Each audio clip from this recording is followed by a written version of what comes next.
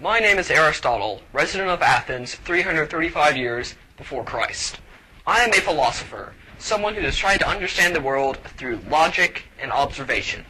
Although many of my ideas were later disproved by scientists such as Galileo or Newton, some of them, such as those about government, are timeless. They impacted ages of history, and I encourage you to learn about them and the spirit behind them. The core of my philosophies are the four elements: fire, earth, water, and air. This chart does explain their properties. Fire is a combination of hot and dry. Earth is a combination of cold and dry. Water is a combination of cold and wet. And air is a combination of hot and wet. These elements build everything in the right combinations. For example, earth is a combination of fire, earth, and air. When the wood is burned, the fire and air release, leaving earth behind. I have associated the four elements with four key humors, or vital fluids of the body.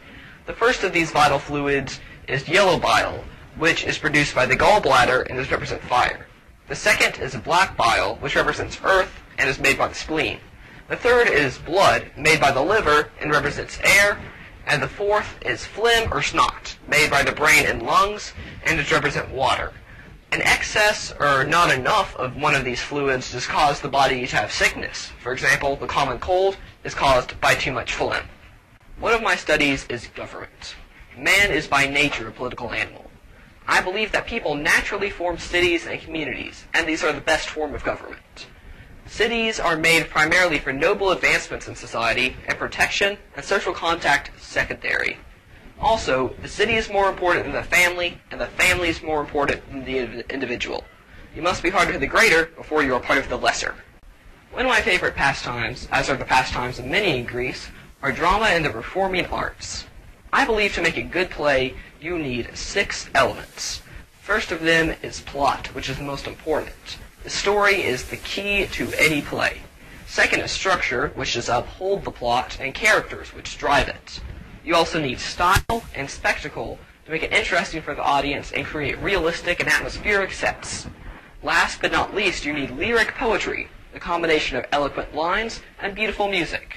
Today you would see this in Broadway musicals. I hope you have learned much, and these are just the tip of my philosophies. If you'd like to learn more, read some of my books, such as physics or politics. Also, I recommend those of other philosophers, such as Plato's Republic. Even though these ideas may be false, some of them, I encourage you to learn as much as you can and take their spirit of wisdom and understanding and do your best to do the same that I have and understand the world around you.